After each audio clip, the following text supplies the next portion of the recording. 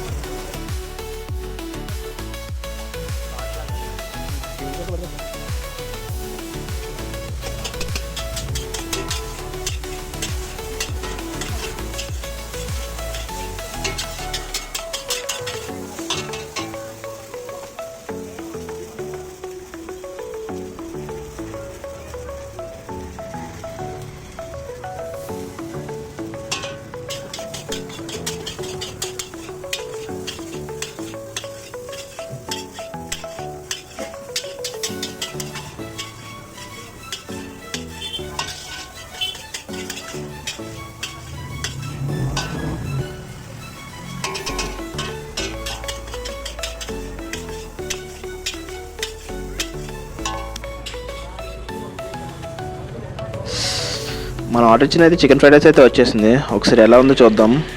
చూస్తుంటే నేను చాలా డ్రైగా అనిపిస్తుంది. డ్రైగా ఉంది ఫుల్గా. టేస్ట్ అయితే సూపర్ ఉంది. ఇంకా మన సాస్ లేకుండా అయితే తినలేం కదా.